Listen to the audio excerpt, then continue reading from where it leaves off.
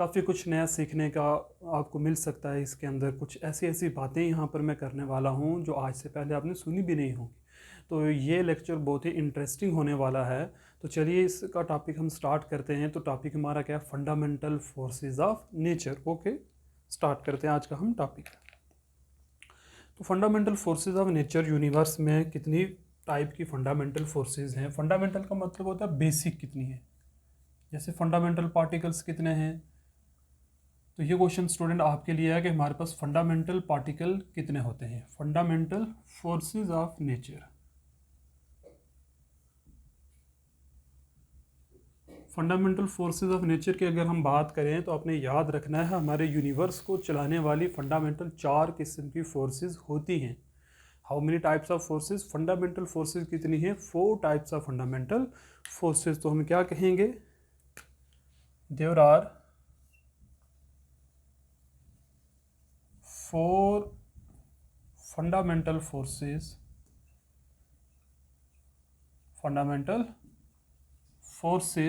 which governs our universe। हमारे universe को चलाने वाली कितनी किस्म की फोर्सेस हैं? There are 4 types of fundamental forces our universe. Universe तो आपको पता ही है क्या होता है। यूनिवर्स, इस पूरी कायनात को हम क्या कहते हैं? ये हमारा क्या है? यूनिवर्स है। ओके, तो यूनिवर्स में मिलियन के हिसाब से गैलेक्सीज हैं। जैसे हमारी गैलेक्सी का नाम आपने बताना है कि जिस गैलेक्सी में हम रहते हैं इस गैलेक्सी का नाम क्या है, और बिल्कुल हमारी गैलेक्सी के नज़दीक में सबसे पहले गैलेक्सी कौन सी आती है। तो ये आपका क्वेश्चन है, आपने कमेंट में इसके आंसर देने हैं कि हमारे पास में सबसे, एक तो हमारी गैलेक्सी का नाम क्या है, और दूसरा हमारी गैलेक्सी के पास दूसरी कौन सी गैलेक्सी पाई जाती है। ओके, तो चलिए हम स्टार्ट करते हैं। फंडामेंटल फोर्सेस ऑफ नेचर जो हैं, इसमें नंबर 1 फोर्स जो हम डिस्कस करने वाले हैं, बड़ी ही प्यारी सी फोर्स है। अगर हम कहें तो ग्रेविटेशनल फोर्स है। अब ग्रेविटेशनल फोर्स जो है ये कौन सी फोर्स होती है? हम बात करेंगे कौन सी फोर्स की? Gravitational force.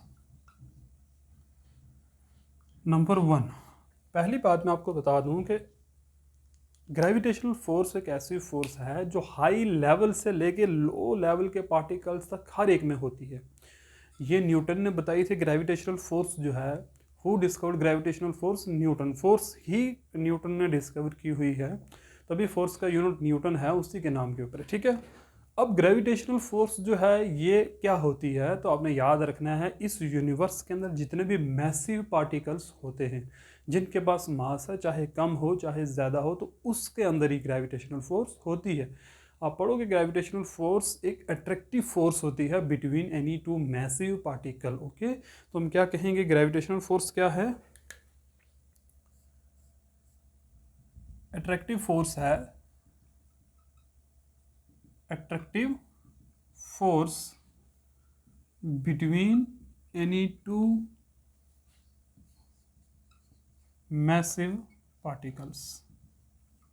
जिन पार्टिकल के पास मास होता है तो उनके पास फिर क्या होता है? Gravitational force. जैसे अगर हम बात करें अर्थ की और अदर प्लैनेट्स की और सन की, तो ये क्यों घूम रही हैं? ड्यू टू ग्रेविटेशनल फोर्सेज की वजह से ये रिवॉल्व करती हैं, जिसे हम सेंट्रीब्यूटल सेंट्रीफ्यूगल फोर्स भी कहते हैं। ठीक है, अट्रैक्टिव फोर्स ऑफ नेचर जो है वो हमारे पास ग्रेविटेशनल फोर्सेज हैं, ग्रेविटेशनल पुल की वजह से वो घूम रही होती है। ठीक है, अब अगर हम बात करें फिर इलेक्ट्रॉन की, या अगर हम बात करें इलेक्ट्रॉन भी तो घूम रहा है न्यूक्लियस के अराउंड, तो वो भी ग्रेविटेशनल पुल की वजह से घूम रहा है। ओके, ये आपने याद रखनी है बातें कि जिनके पास भी मास होगा उनके पास क्या होगा? ग्रेविटेशनल फोर्स होती ही होती है। अब ग्रेविटेशनल फोर्स का मैग्नीट्यूड कितना होता है आपने ये याद रखना है। मैग्नीट्यूड इसका क्या होता है मैं पॉइंट्स में लिखाऊंगा, आपने याद रखनी ये चीज़ें। पहली बात आपने याद रख ली। दूसरी बात यह है कि इसका मैग्नीट्यूड कितना, अगर हम सपोज करते हैं late M1 and M2 be two particle, between two object, between two be two massive object, या be two objects, मास हमने कंसिडर कर लिए ना, and r be the distance between them, और r क्या है? इन दोनों के बीच की दूरी है।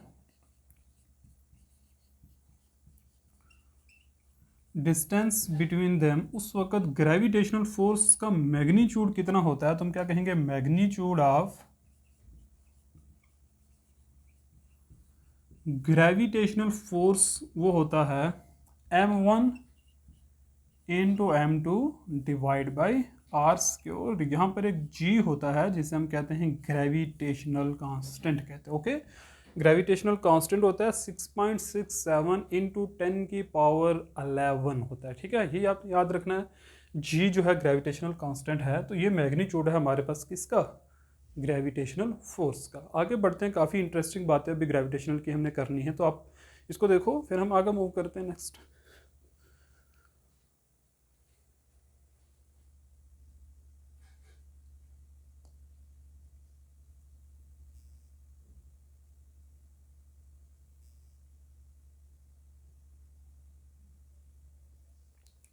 चलिए देखिए, आगे चलते हैं हम, और बातें इसके ऊपर करनी, मैं पॉइंट्स में आपको लिखा रहा हूँ, आपने याद रखनी है। ठीक है, अभी हमने 2 पॉइंट डिस्कस किए। एक हमने क्या डिस्कस किया कि ग्रेविटेशनल फोर्सेस जो होती हैं बिटवीन टू मैसिव ऑब्जेक्ट्स में होती हैं, और हमने उसका मैग्नीट्यूड की हमने बात की। अब आपने याद रखना है number 3 point,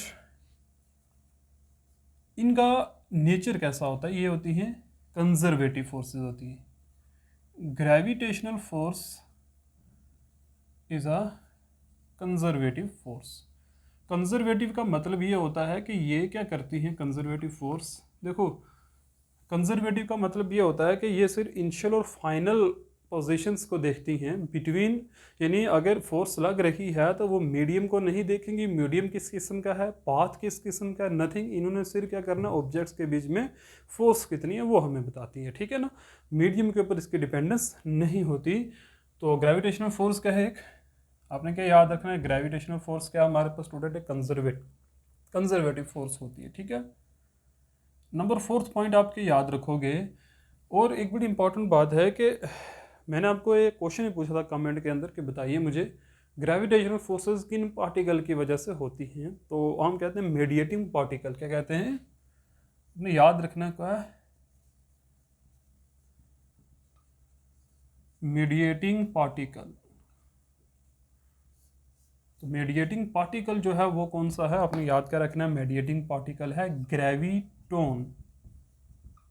graviton, okay, graviton एक ऐसा पार्टिकल है, अभी तक इमेजिनरी है लेकिन मानते हैं हो सकता है, एक ऐसा पार्टिकल है ग्रेविटोन जिसकी वजह से gravitational force between to object act होती है, प्रोड्यूस होती है। यानी ग्रेविटोन की वजह से ग्रेविटेशनल फोर्सेस लगती हैं एक दूसरे ऑब्जेक्ट के ऊपर। ये बात आपने याद रखनी। तो इस ऐसे पार्टिकल उनके क्या है, मेडिएटिंग पार्टिकल। ओके, याद रखना आपने।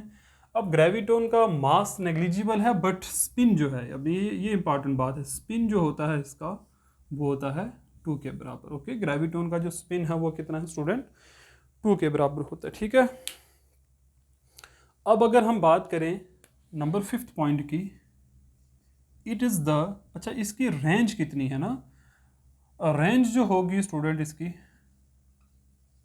Range of gravitational force is up to infinity तक। कहाँ तक होगी, इन्फिनिटी तक इनकी रेंज होती है, यानी इतनी दूर तक भी ये इफेक्टिव होती हैं। और एक बात बता दूं कि ग्रेविटेशनल फोर्स जो है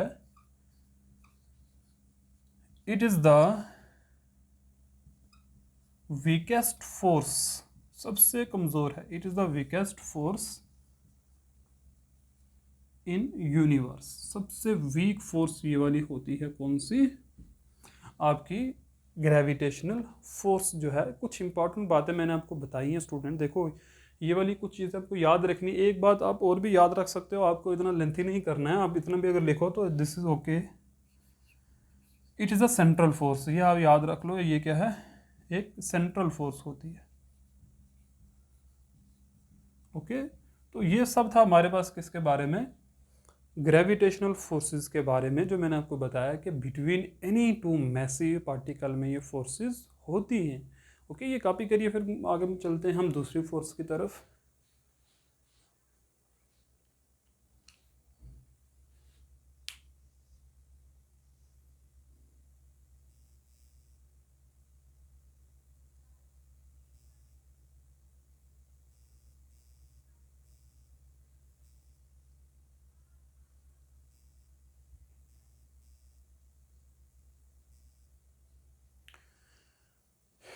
चलते हैं नेक्स्ट फोर्स की तरफ। This is all okay. Okay, बस इतना ही काफ़ी है इसके लिए। हमने 7-8 पॉइंट डिस्कस कर लिए, रेंज हमने डिस्कस कर ली, हमने इसका मीडिएटिंग पार्टिकल भी देख लिया। अब चलते हैं हम नंबर सेकंड फोर्स जो हमारे पास होती है इलेक्ट्रोमैग्नेटिक फोर्स। Electromagnetic force. अब इलेक्ट्रोमैग्नेटिक फोर्स नाम से ही बता रहा है ऐसी फोर्स जो बिटवीन चार्जेस में होती है, यानी चार्ज और मैग्नेटिक बॉडीज के बीच में जो फोर्स होती है उस फोर्स को हम क्या बोलते हैं? ये होती है हमारे पास इलेक्ट्रोमैग्नेटिक फोर्स। तो पहले हम एक बात लिख लेते हैं। क्या लिखते हैं?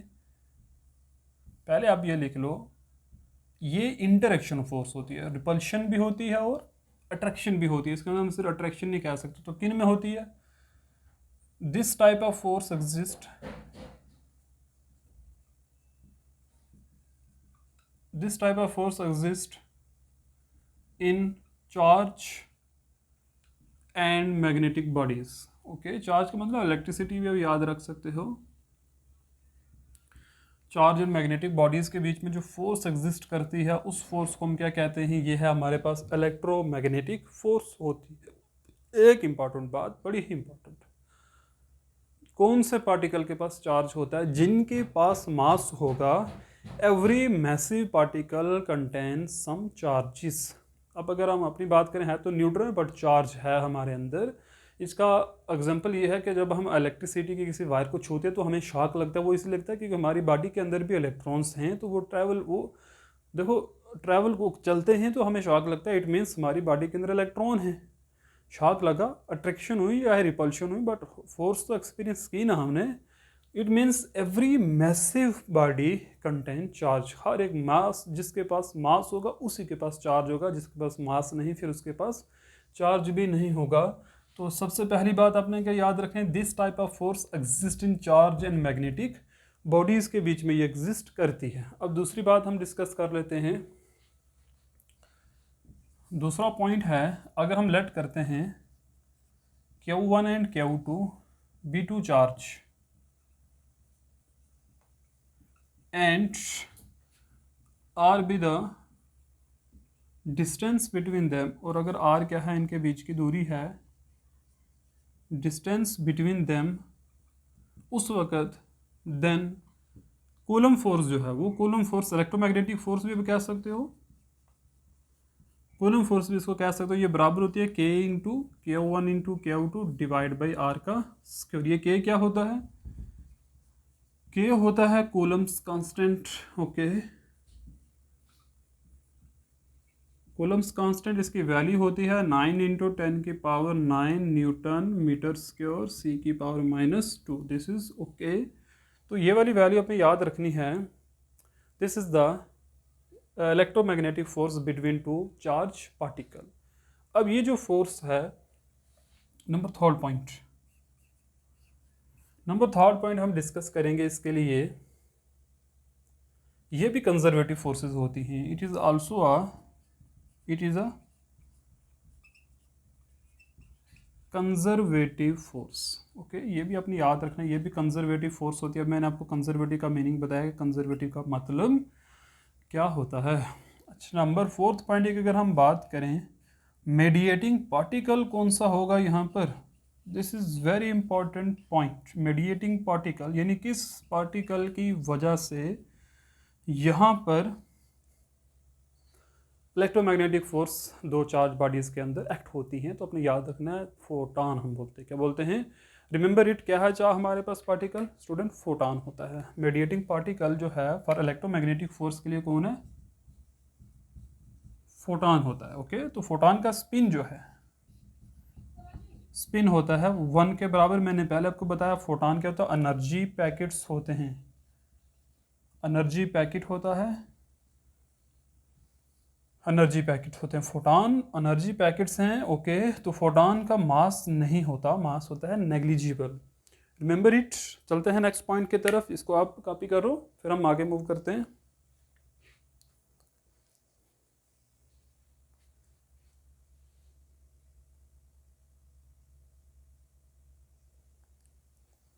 Okay, move on.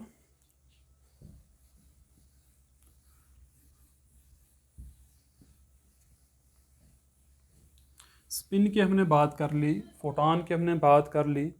अब हम चलते हैं नेक्स्ट पॉइंट हम डिस्कस करते हैं, नंबर 5th पॉइंट। ओके, इसकी रेंज कितनी होती है? तो रेंज जो है, range of electromagnetic forces is up to infinity. Okay, is up to infinity. Number 6 की अगर हम बात करें तो range of electromagnetic forces up to infinity होती हैं।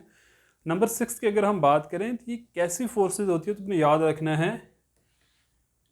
इलेक्ट्रोमैग्नेटिक फोर्स जो है, इलेक्ट्रोमैग्नेटिक फोर्स, ईएम फोर्स जिसे हम कहते हैं, इलेक्ट्रोमैग्नेटिक फोर्स इज 10 की power 36 time, okay, 36 time stronger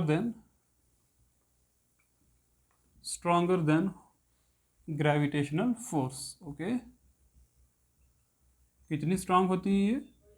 gravitational force है 36 टाइम स्ट्रांगर होती हैं।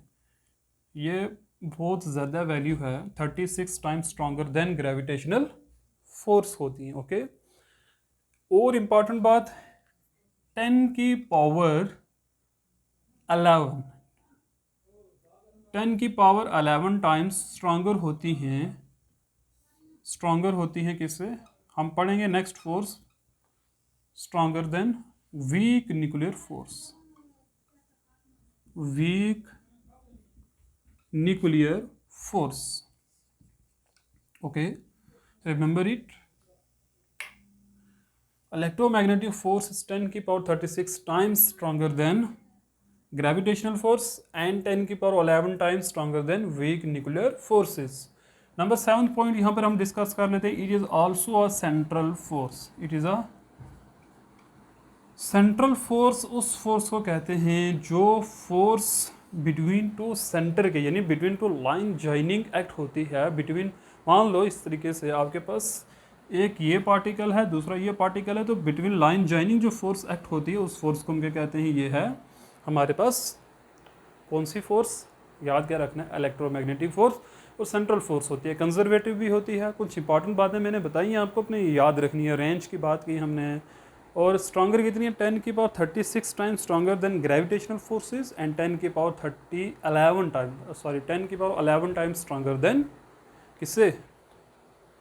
Weak nuclear forces. चलिए नेक्स्ट फोर्स स्टार्ट करते हैं, week nuclear force.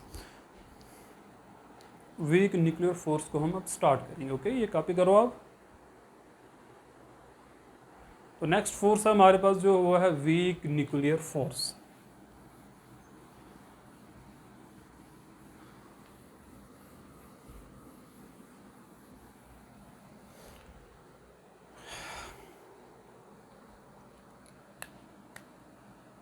Number 3rd पर कौन सी फोर्स है?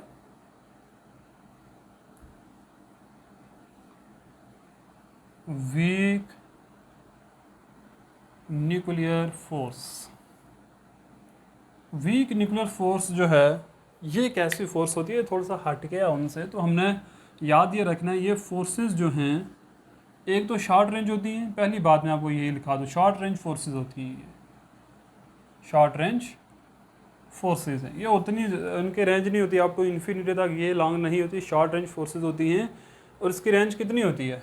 10 की पावर -18 मीटर तक। ये बात आपने याद रख लेनी है, 10 की पावर -18 मीटर तक इनकी रेंज होती है। This is very very very low.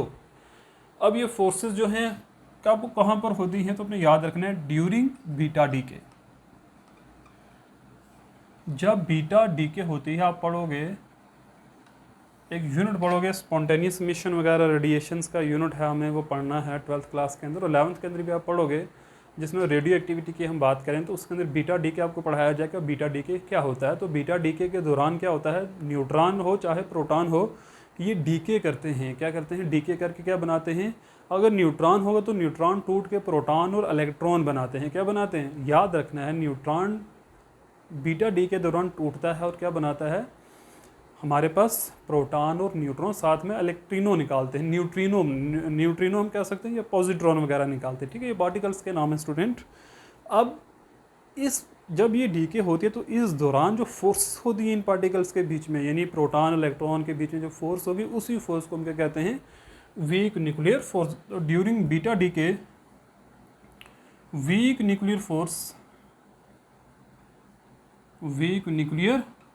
Force exist between किस किस के, हम कह सकते हैं न्यूट्रॉन, प्रोटॉन, या हम just a minute, week nuclear force existed when neutron decompose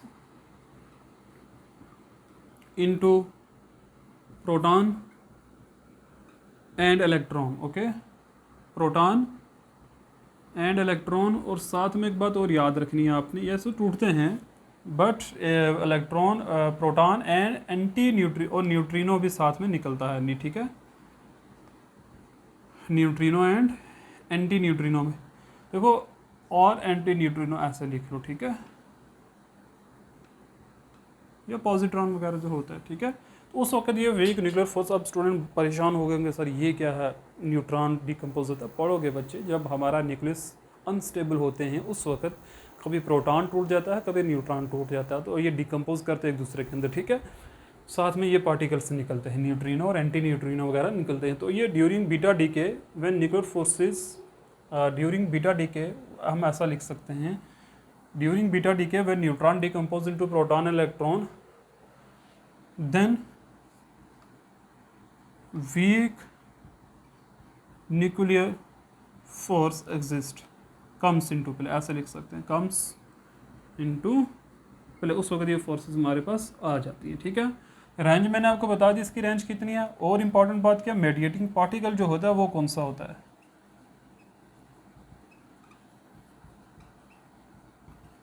mediating particle जो यहाँ पर होते हैं वो होते हैं, अपने याद रखना है, इंटरमीडिएटेड बोसॉन्स,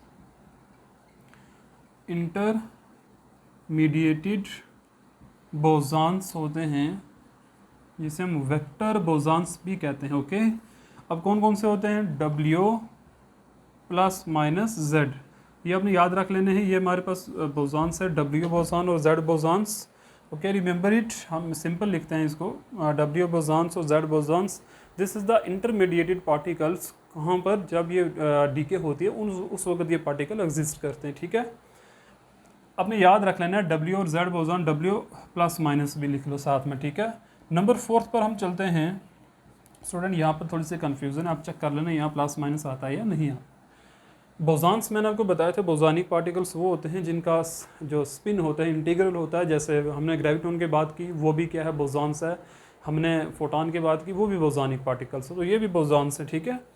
नंबर 4 पर है वीक न्यूक्लियर फोर्स,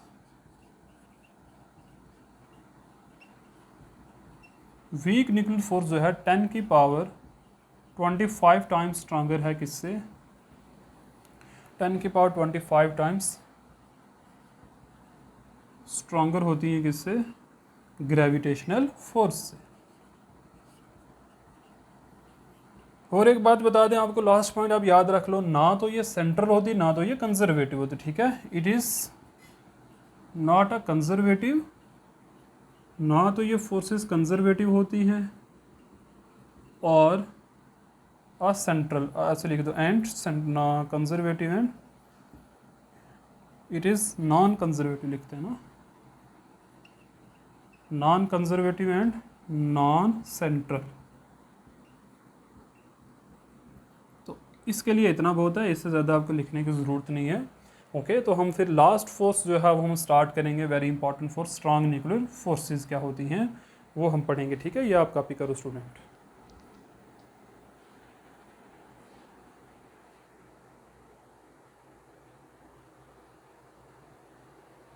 ओके, चलते हैं लास्ट फोर्स की तरफ हम, जो है हमारे पास स्ट्रॉन्ग न्यूक्लियर फोर्स क्या होती है, very very important. Okay, range मैंने बता दी, मेडिएटिंग पार्टिकल मैंने बता दिया आपको।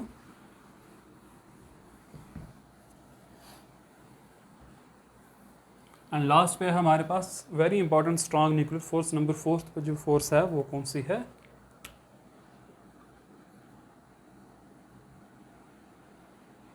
स्ट्रॉन्ग न्यूक्लियर फोर्सेस क्या होती है, ठीक है।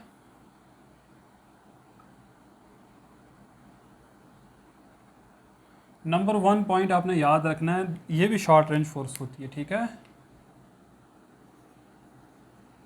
शॉर्ट रेंज फोर्स, और इसकी रेंज कितनी होती है? 10⁻⁻15 metre size of atom, sorry size of nucleus, atom नहीं है, साइज ऑफ 10⁻⁻15 मीटर जो है हमारा साइज है किसका? न्यूक्लियस का, ठीक है। और एटम का कितना है? एटम का है 10⁻⁻10 मीटर, ओके। सेकंड पॉइंट जो है, ये फोर्सेस होती कहाँ पर हैं? तो स्ट्रॉन्ग न्यूक्लियर फोर्स कहाँ पर होती है? याद क्या रखना है आपने? स्ट्रॉन्ग न्यूक्लियर फोर्स एग्जिस्ट कहाँ पर होती है?